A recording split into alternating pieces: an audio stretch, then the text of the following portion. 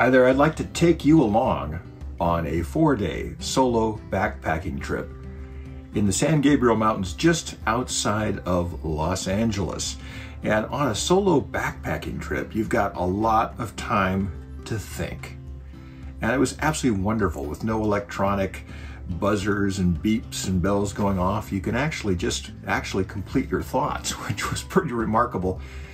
I had a lot of thoughts about hiking, about walking, human locomotion, and I'd like to share those thoughts with you along with a bit of a travelogue about the hike.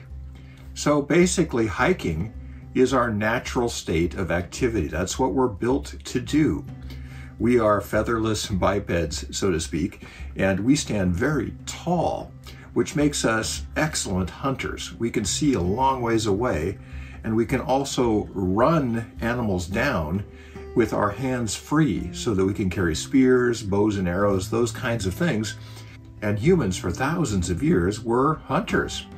They would go out in groups or alone and go hunting. That's what we're built to do, to cover a lot of ground. Human beings are the distance champions of the world. There's no other land animal that can cover as many miles as we can. You have to change horses on a regular basis if you had like the Pony Express, but human beings can do several of those legs in one day. So getting out and hiking and covering a lot of distance is really, really normal. It's us getting back to normal. That's why we love hiking so much.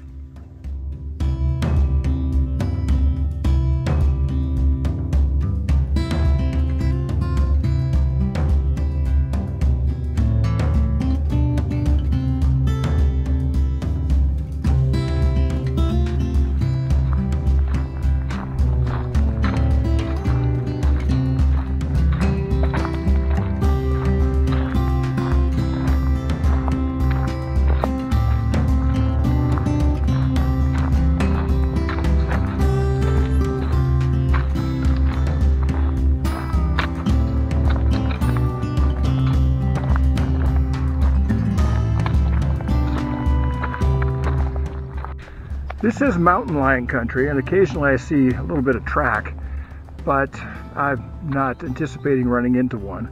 This isn't bear country as far as I know, so don't have to worry about that, although California just has black bears anyway, so you can pretty much always scare them away. There are rattlesnakes up in the mountains. This time of year, they start coming out. We hikers call them danger noodles, so they tend to run away, but don't want to surprise one, that's for sure. Well, I got started around, I don't know, 10:15 or so. At 11 o'clock, I took off my outside layer, which I had for the morning, and it's just an absolutely beautiful day out here. And I just love being out here in the quiet, and had the trail to myself so far. I saw some PCT hikers down at Mill Summit, but nobody on the trail. Got it all to myself, and the Lord's creation is absolutely splendid. According to all trails, there's a whole bunch of ticks, small ticks out here, and the last person who hiked this trail in the comments said that his dog got a tick, and so did he, right on his belly. So I'm gonna try really hard not to touch the brush on the way through, and I'm wearing long sleeves and long pants just to make sure nobody wants a tick burrowing in.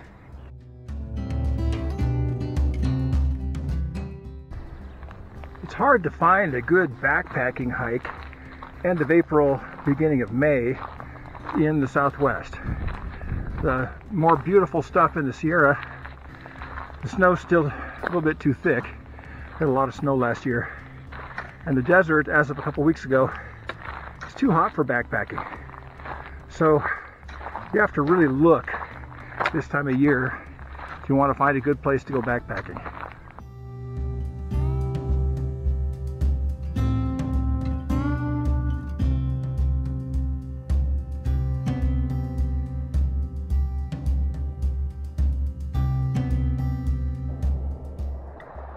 Listen to that wind. It's a very windy spot. I got here about 4 o'clock. I'm at the top of Mount Pacifico.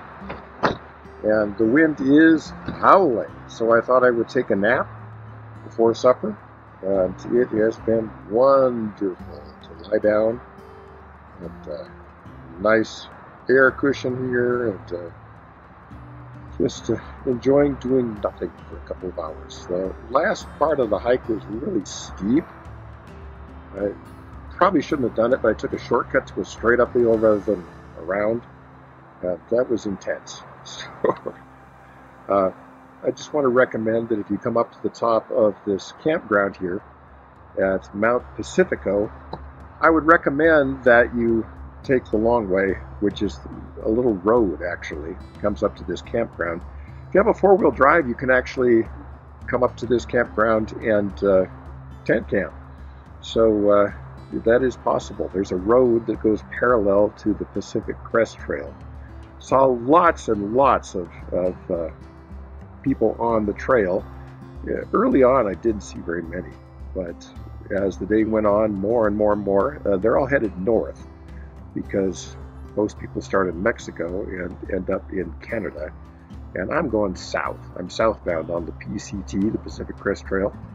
And so I'm running into everybody and running into lots of Germans. So I pick up on their accent right away, and I start speaking German to them, which kind of surprises them, but it's kind of fun too. So coming to you from my little itty bitty tent in a very, very windy afternoon up at the very top of Mount Pacifico, 7,000 feet. I climbed about 2,000 feet today in elevation gain, well, maybe 2,500, something like that, and about 6-7 miles, something like that. So anyways, pretty soon I'm going to get out and make some supper, and yeah, I'll talk to you later.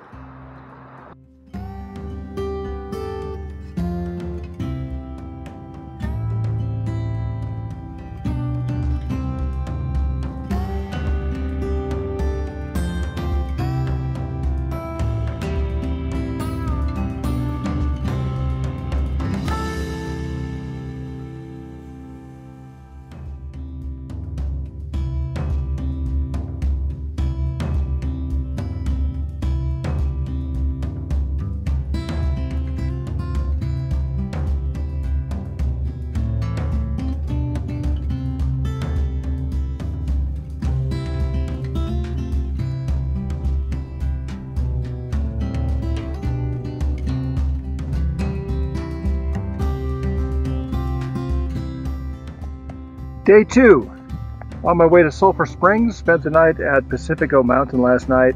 Super windy and super cold, and so I'm hoping this will be a little bit better. Beautiful day, just about perfect for hiking.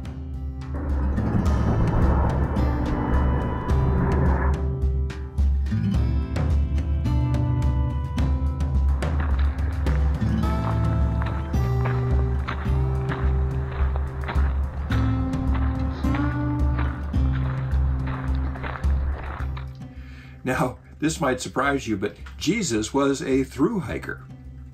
Jesus did most of his work up in Galilee, which was way up north from Jerusalem, but he went to Jerusalem 2-3 times a year for the big festivals. And that's about 70 miles. So that's 7 10-mile days with lots of elevation change. And you can imagine that this was normal transportation back then. The best mode for transportation on land was walking. Hiking. Jesus was a thru hiker, and he grew up at the age of 12. The story is he went down to Jerusalem with his family. That's 70 miles.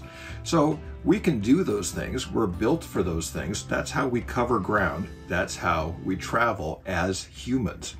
So what people do on these thru hikes, the Pacific Crest Trail and all that, that's really normal for transportation.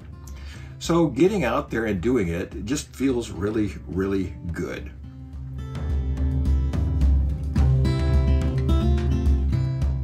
Hey there, I'm camping here at Sulphur Springs.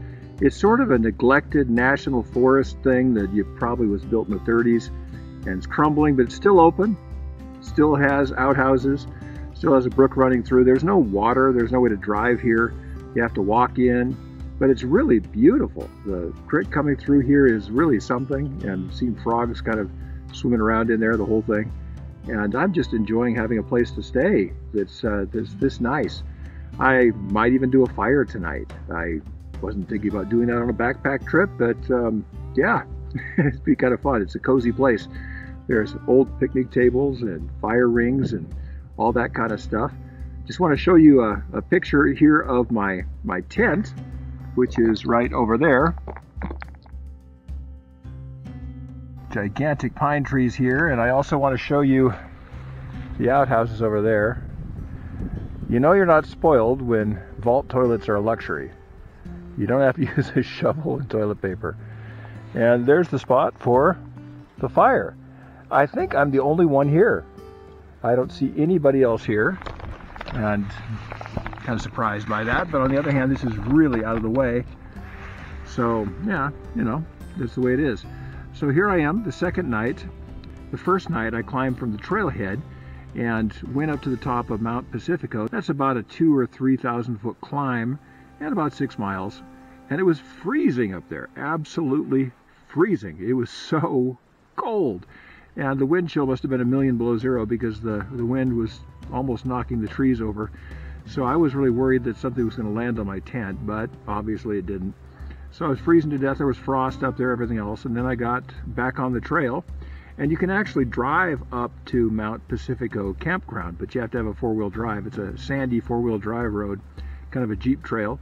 And I'd love to take Wendy up there sometime because it's a really nice camp spot with incredible views. You don't have great views here at Sulphur Springs, but you have great views up at Pacifico, 360 views here at the very top of the area here in the San Gabriels. And you can see for miles in every direction. The sunset was stunning, absolutely stunning. So yeah, today I hiked downhill then, about 4,000 feet downhill to this spot, and I was not in the best of shape to be doing that. I was in great shape last year getting ready for Mount Whitney, and this year I let myself go a little bit, and so it's good to do something hard. I think it's important to do hard things from time to time. Keep doing it so you can keep doing it. Luxury and comfort leads to being out of shape, basically. I always bring too much food. This is the food thing here, and I'm going to have gobs of food that I'm not going to be eating. The water here, I always take water from above the latrines for obvious reasons, and I put some electrolyte stuff in there so it looks kind of like Gatorade, and put some cleansing tablets for the first time ever. Usually I filter the water. Wendy and I have lots of discussions about whether or not we should filter water or not. She doesn't like filtering. I always do that. And here's the dishes I just did, and I did the dishes in the creek, not with soap, but with sand. It gets it really, really clean. So even better than soap, I think. So looking forward to cooking up something from this massive thing of food. So we'll see what happens tonight. Anyways, here we are at Sulphur Springs, and I just wanted to kind of show you around. It's a nice place, but you have to hike in. It's on the Pacific Crest Trail, and I've been seeing a lot of PCT folks. It's like a freeway. There's so many people heading north to Canada, all optimistic, all think they're going to make it, and we'll see what happens. But only a small percentage, of course, make it all the way to Canada. So I've been on the Pacific Crest Trail, and probably be a total of 3 or 4 days here up in the San Gabriel Mountains, which are stunning. It's the best place to be right now for hiking and for backpacking, because the desert as of 2 weeks ago got too hot and the rattlesnakes are out. What do we call them? Danger noodles. And so they're all over the place. Don't want to do that. And the mountains got so much snow here in California, the higher mountains, I'm talking 10, 12, 13, 14,000 feet, that the trails aren't even really open yet, and this is late April. So anyways, glad to have you along on this little travel. I decided, since Wendy's going to Peru on a mission trip, I thought I would take advantage of the fact that she's not around and do something she probably wouldn't want to do. Wendy likes to backpack, but not this strenuously, not 4 days in a row, not this much mileage. So I thought I'd get out here and do something a little bit feral. Just had a real desire to do something feral. So anyways, I'll be heading back up the hill towards Mount Pacifico again. Gonna retrace my steps, 2 days out, 2 days back. At least that's the plan. Maybe I'll do it in 1 day, maybe I'll do it in 3 days. I don't know. We'll see what happens.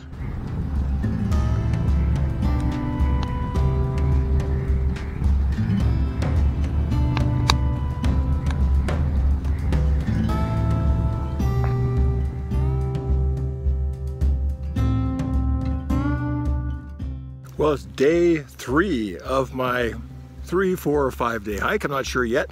Up in the San Gabriel Mountains, just above Los Angeles. This is absolutely beautiful. I woke up to the most amazing morning. The sun sparkling off of a brook that's sort of bubbling by. What a spot, what a spot. I'm here at Sulphur Springs Campground. It was sort of a national park campground that's been neglected, and the road's been cut off and the tables are falling apart, that kind of thing, but it's absolutely beautiful. I'm at about my halfway point of the hike. I started off on the highway to Palmdale, Highway 2 from Los Angeles up to Palmdale, and hiked up to a place called Mount Pacifico. So yesterday was mostly downhill, that was day 2. And then I camped here, and there's fire rings, old fire rings, so I thought, I'm gonna have a fire. So for about 2 hours I sat there and looked at the fire and didn't do anything. I am just amazed at how long I sleep when I go backpacking. It's about 10 hours a night, which seems to be about the amount of time I generally sleep when I'm backpacking, which tells me maybe that's how much I should be sleeping. There's no screens to keep you awake. You fall asleep early. You wake up when the sun comes up, and the day sort of regulates your rhythms. It's been really, really nice. I've got a tough day ahead of me though. It's all uphill and probably gained 2,000, 3,000, 4,000 feet in elevation, and it's pretty much straight up. So it's kind of a slog, but should have some nice views and some other things. I don't know where I'm going to camp tonight. I'll find that out when I stop hiking. So running into a lot of hikers from the Pacific Crest Trail. This is sort of a freeway. The whole hike I'm doing here is on the Pacific Crest Trail, the PCT, and there's people from all around the world hiking on this thing. I've heard every accent imaginable. I ran into some Germans who were coming north, and they said, "Are you heading south?" I said, "Yeah, I left Canada a month ago." They go, "Whoa!" I said, "Just kidding." I didn't come that far. I'm just taking a week off and getting out into God's creation and enjoying that a great, great deal. Ran into a couple from Australia who had a wonderful recipe for trail food, trail cooking. How do you make it? So what you do is you have 2 pots, and in one you just get a bunch of pepperoni and fry it up for a few minutes. The oil renders out. You got to stir it so it doesn't burn on the bottom. And then in another pot you put some dehydrated peas with water in it. You rehydrate it back up, you let it boil for a few minutes, put the lid on, you drain all the water out, chuck the peas in with the pepperoni, then back in the second pot again, you boil some more water, you put instant mashed potato in, and then what you do is you mix it up. You can put a little cheese in as well if you'd like little grated Parmesan cheese packets, they're great for it. And then what you do is you sort of it's a bit awkward, but you have to convert half from each pot to the other, and that's what we do for our food. And it's maybe 4 ounces a serving. And back in Australia, you can get dehydrated peas and instant mashed potato, a 4-ounce bag of dehydrated peas for $2 Australian. And mashed potato is about the same price. A little bit of milk powder in there to make the potato a little bit creamier, and you're looking at easily 600 to 800 calories for maybe 4 to 5 ounces, and it's really cheap back home. And I am realizing I bring way too much food. I do this all the time, and I think once I was a little short on food, so I've been overcompensating ever since. And I've been lug all that food everywhere I go. I've got to learn how to pack a little bit lighter. I probably have the heaviest pack on the whole trail, which was also the case when I went to Mount Whitney. I did 45 pounds to the top of Mount Whitney, which is no fun either. So I got to learn to do that. But I've been backpacking since about 1975, 76, when I first went up into the Wind River Range of Wyoming, and have been doing it off and on ever since, except when I lived in Minnesota, because it was so cold up there, and there's no mountains to hike in. So basically I've been doing this for a long time. My wife and I met 40-some years ago in the Outdoor Recreation Club at Pacific Lutheran University. So we met on a hike up to the ice caves at Mount Rainier, and we just kind of kept going. And we enjoy nothing better than to be out together. My wife right now is in Peru on a medical mission trip, so I thought I would do a little bit more strenuous kind of backpacking trip. Now, for those of you seasoned backpackers, I'm sure this one won't look all that strenuous to you, but it's, 4 days, 3 days, 4 days, 5 days in a row, and that's a little bit longer than your casual wanderer, casual day hiker. So having a great time here. It's hard to believe that I am very, very close to a city of 20 million people just on the other side of the hills, but that is true. It's just absolutely pristine nature. Almost nobody comes up here, and yeah, it's a spectacular place. The San Gabriel Mountains, Pacific Crest Trail, in the area around Sulphur Springs and Mount Pacifico, I would recommend it to anyone. If you come here, you're going to need an adventure pass or one of those interagency passes, which I've got hanging on my car rearview mirror, and for the rest it's free. The campgrounds are free, everything's free, and you just enjoy being out in creation. Well, the truth is, this is how human beings operated. Basically, we're campers. We camped for thousands of years before we ever thought of building a city, and I think this is kind of getting back to normal. This is not some exceptional behavior. This feels normal. This it really does. This is what humans are designed to do, and this is what we naturally did for a long, long time. Our instincts are built into where to camp, where to get water, where to get food, where to sleep and stay dry all night, those kinds of things. So it really is getting back to our natural habitat as human beings. So I would encourage you to get outside and keep doing it so you can keep doing it. I'm 63 as of this filming, and I'm feeling different than when I was 23, when I was 17, or when I was 16 first doing these things. And I just have to say that it's important to keep doing things so that you can keep doing them. I will be checking in later on the trail. We'll see how far I get today, and I'll talk to you soon. My breakfast on this trip has been green tea. And I leave some of the green tea in the pot, boil it again, and pour in some oatmeal. It's an absolutely beautiful morning. Could not be better.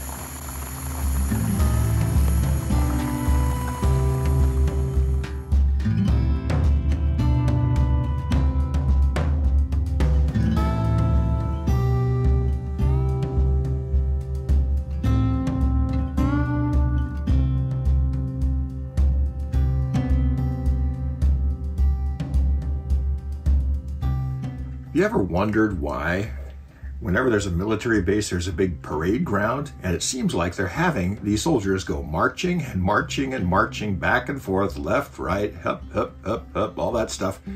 Where does that come from? Before the advent of modern railroads and jet transportation, to move an army, when Napoleon had to move his army across Europe all the way to Russia, they had to walk.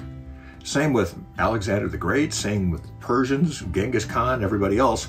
They had some animals to carry some stuff, but basically the foot soldiers, which is why they call them foot soldiers, had to walk. So they had to cover a lot of ground every day. So what do they practice when they're not in wartime? Marching. I remember my grandmother taught me the song Marching to Pretoria. I was sitting on her lap, and that was a popular song when she was a little girl. Marching to Pretoria, it's a marching song, and I found myself singing that song to myself as I was walking along, and it helps you keep up a really nice, brisk pace. A lot of the marches, John Philip Sousa marches, all these other marches, have a certain cadence to them, and if we're all singing together in a platoon, we can march together in unison, and we can cover all the ground we need to cover in a day.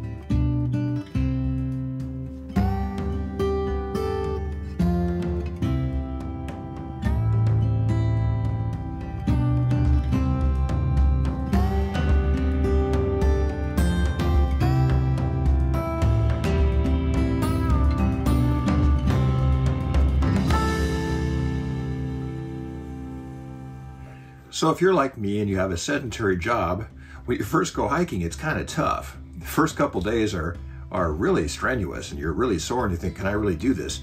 But around the third day, I find myself being able to put down an amazing amount of mileage. And as I was headed south, while most of the northbound PCT hikers were going north, I noticed that they came in every shape and size. There were people who looked out of shape, in shape, everything else. But the truth is, most human beings, once they get used to it and they get over the soreness, can cover a lot of distance. You don't have to be a super athlete. It's not like training for a marathon. It's actually covering about half that distance every day, not a full marathon. It's just to be able to cover that at a nice pace, 2 or 3 miles an hour, which is really not very fast. You can do it, I can do it, most everyone can do it. And I've noticed from the folks on the PCT, when they first start out, they think, I'll never make it. But after a few days, they get their hiking legs, and no matter what shape they're in, they find a way to make it work. We were designed to cover a lot of ground. So hiking, in a way, is resetting our genetic clock. It's getting back into the kind of activity that we were designed to do. Our genetic code created these people, us, who can actually walk, hike, cover ground, even rough trails, uphill, downhill, boulder hopping and scrambling, all of those things we are uniquely designed to do. So I would encourage you to get out and walk, get out and stroll, get out and hike, do whatever you need to do, but you'll find when you get out hiking that that's what you were made to do, and it's going to feel like you've re-arrived in your own body.